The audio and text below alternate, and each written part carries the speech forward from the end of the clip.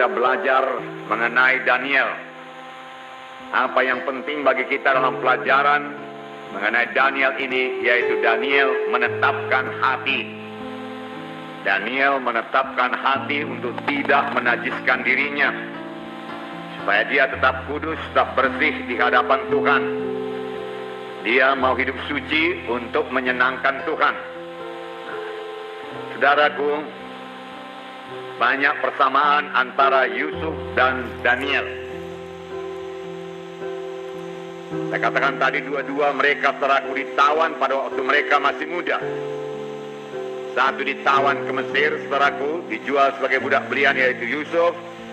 Tapi Daniel, saudaraku, ditawan oleh Raja Nebukadnezar dan dibawa ke Babel, saudaraku.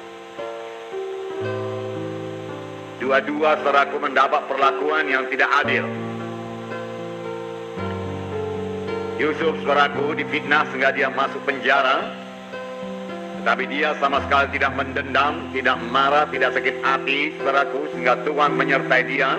Dan dia beroleh keluasan hati daripada kepala penjara itu. Dan itu dipakai Tuhan sebagai batu loncatan kepada dia, saudaraku, untuk sampai kepada panggilan Tuhan, yaitu tempat yang berkuasa, tempat yang mulia. Yusuf demikian, Daniel pun demikian, saudaraku. Dia ditawan ke Babel, masih muda, tidak punya apa-apa, saudaraku. Dan dia juga, saudaraku, diperlakukan tidak adil. Pada waktu dia berdoa, dia ditangkap, saudaraku, dan dimasukkan dalam lubang singa. Tetapi dia tetap dalam perlindungan Tuhan, saudaraku. Nah, ada beberapa perkara lagi, saudaraku, di mana terdapat persamaan antara Yusuf dan Daniel. Yang paling menonjol yaitu mereka keduanya dapat menguasai dirinya, menetapkan hatinya untuk tidak berdosa. Bagaimanapun besarnya godaan datang kepadanya, dia tetap menolak dosa itu. Karena dia tahu dosa itu menduka citakan Tuhan, saudaraku. Saya yakin, saudaraku, dia menolak dosa, menetapkan hati itu tidak berdosa, bukan terutama takutnya akan akibat dosa itu, tetapi, saudaraku, karena dia tahu dosa itu sangat menduka citakan hati Tuhan. Jadi dia melihat dari segi Tuhan, bukan dari segi dirinya sendiri. Walaupun memang, saudaraku, orang yang berdosa itu selalu memperoleh akibatnya, saudaraku, tetapi saya yakin kedua orang hamba Tuhan ini, saudaraku, mau menyenangkan Tuhan. Itulah yang terutama mereka pikirkan dalam hidup mereka. Oleh sebab itu mereka menjaga diri mereka tetap suci. Tetap suci.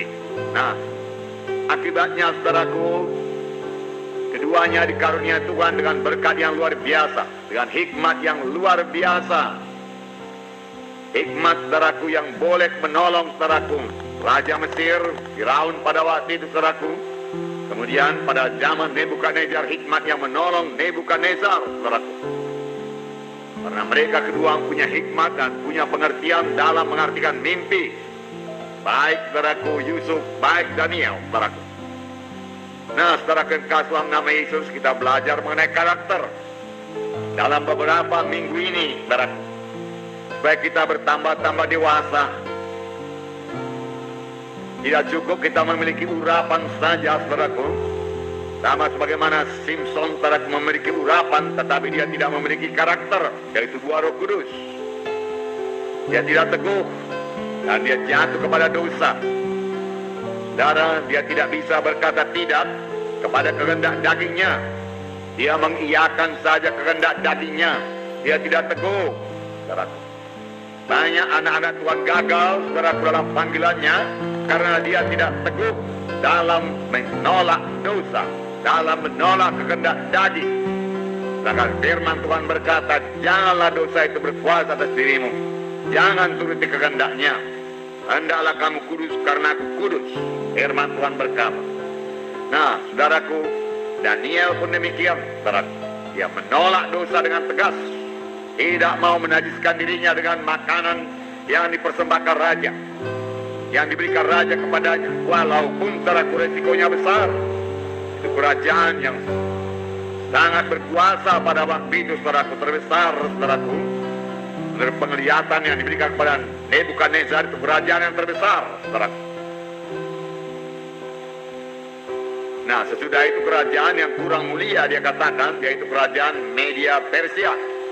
Kemudian kerajaan yang kurang mulia lagi, kerajaan Roma, dan seterusnya, saudaraku. Jadi, saudara, keputusan raja merupakan keputusan yang mutlak, tidak bisa diganggu gugat lagi. Kalau sampai raja berkata bunuh, bunuhlah itu.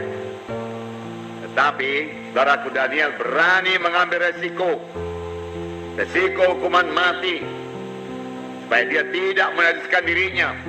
Karena kalau dia menajiskan dirinya, saudaraku, Tuhan akan berduka cita, persekutuan dengan Tuhan akan terganggu, saudaraku. Dan tentu saja dia juga tidak sampai kepada panggilan Tuhan dalam hidupnya. Jadi saudaraku, Daniel juga sudah mempraktekannya, saudaraku.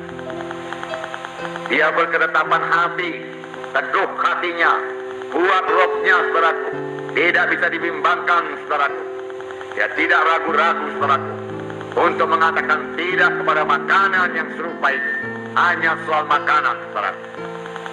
Tetapi yang penting bagi Daniel, saudaraku, dia tetap mematuhi Tuhan, mematuhi firman Tuhan. Nah,